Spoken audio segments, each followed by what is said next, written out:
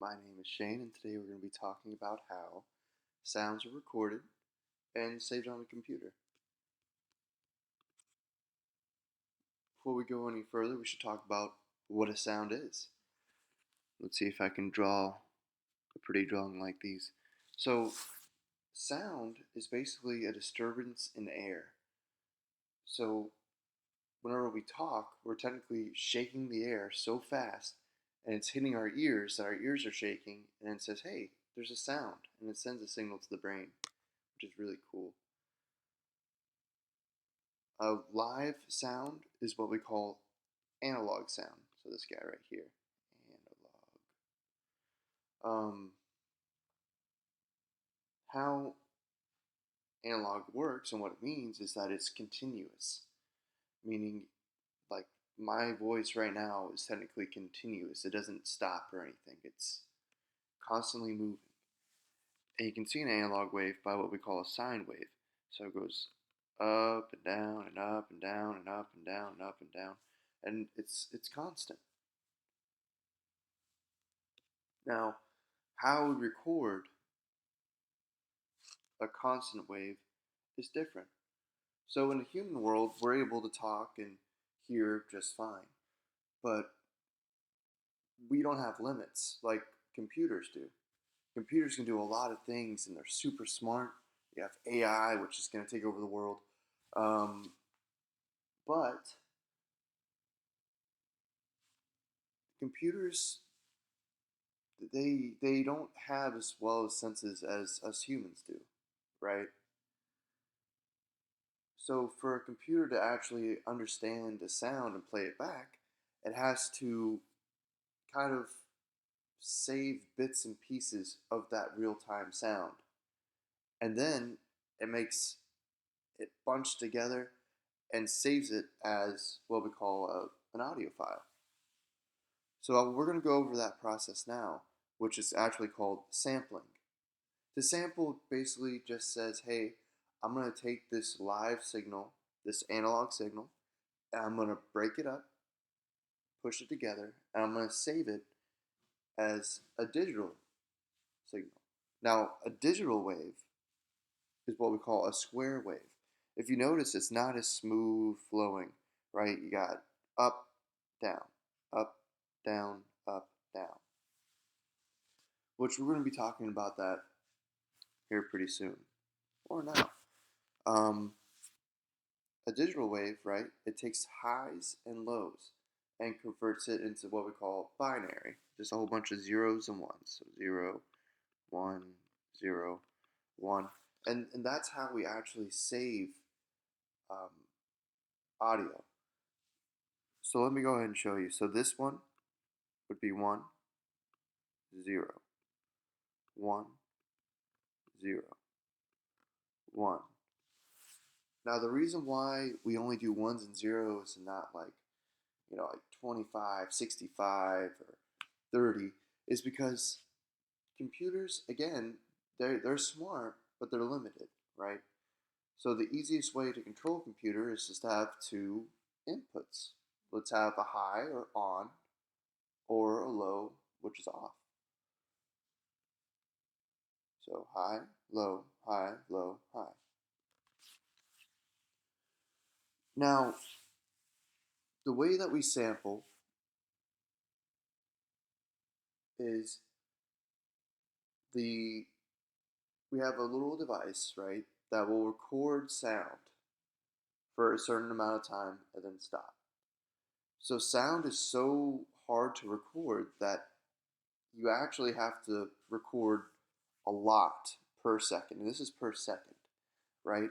So the average rate to where humans can actually hear it and this audio is okay is actually, let me see, I think it's 44,100 times per second. So this little device, it's recording 44,100 times per second. That's a lot. Yeah. So to give you guys an easier view of an easier understanding of how this works, I just have it kind of split up. Like I have a microphone which takes in that live audio. I have this little box right here which we're going to call our AC, or analog to digital converter. Let me go ahead and just, which these converters are actually inside of our computers, a lot of computers. So this is our converter, and it leads to our computer. So coming in, right, we have our noise, somebody's speaking, blah, blah, blah, blah, blah, comes in as a sine wave, like this. So when it hits the microphone, just like our ears, has this very special thing called a diaphragm, which is just simply a thing that shakes in response to the vibrations in the air, right? Because that's what sound is. Sound is just vibrations in the air. So inside of this little guy right here, it's a diaphragm that shakes. Whenever it shakes, it's moving a magnet over a like a little metal winding. And whenever you do that, it creates a voltage or just electricity, right? So then that electricity goes through as a sine wave into our analog to digital converter, which to convert is just to simply change. So we're changing this analog signal, sine wave, to a more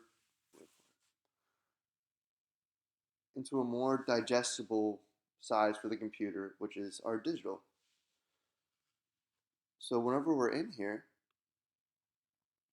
this guy is going to do our sampling. So it's going to say, hey, at this time, I'm going to record, and then I'm going to stop. Then I'm going to record, and then I'm going to stop. But it's doing that very, very fast. Again, for this amount of time, 44,100 times. It's recording, stop, recording, stop, recording, stop. So it's basically getting like these bits and pieces of the real wave, and it's saving it as numbers, right? Which sometimes we lose sounds because of that, because it's kind of lossy. So if you look here at your actual sine wave, what's happening is while we're sampling, it says, okay, I'm going to record. There's its high. Oh, there's its low. There's its high. There's its low. And if you notice, it literally correlates with, or matches with, a square wave. So it's just grabbing those highs and its lows and munching it together. Until at the very end you have ones and zeros. So here's your square wave.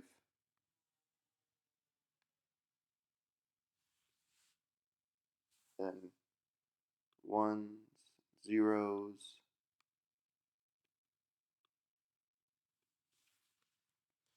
Those ones and zeros go to your computer, and it's saved as what we call an audio file.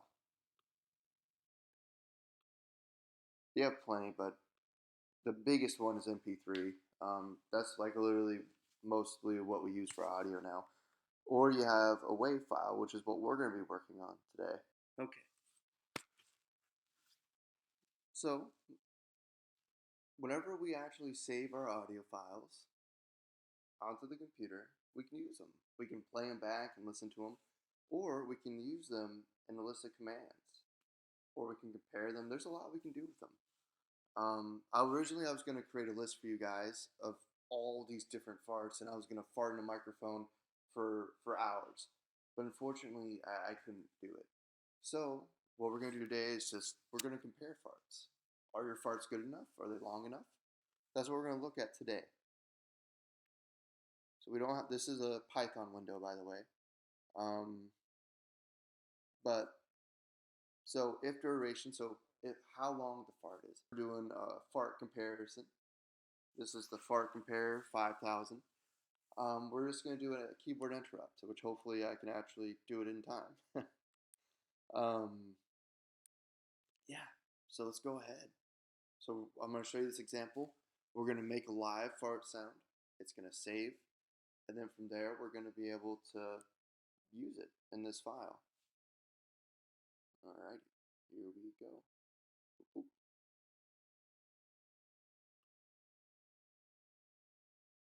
Oh, geez. Oh, gosh. I gotta.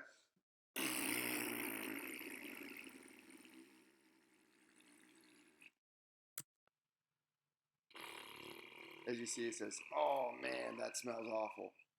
And it's a little bit slow, but it should be playing my fart. Maybe. Oh, geez. Oh, gosh. I gotta. Make the fart loud right now. Hey. Sound is made by disturbances in the air. It's recorded by a microphone as an analog signal. The analog signal goes through your analog to digital converter, which samples by recording bits and pieces at a time. After that, it comes out as ones and zeros or as binary in the form of a square wave. That is then saved on your computer as an audio file, which is compressed. You can, based upon how it's compressed, you have different files. For instance, a .mp3 or a .wave. After that, we're free to adjust or use the audio file any way we want. That's all I have for to you guys today. I hope you guys have an awesome day, and bye.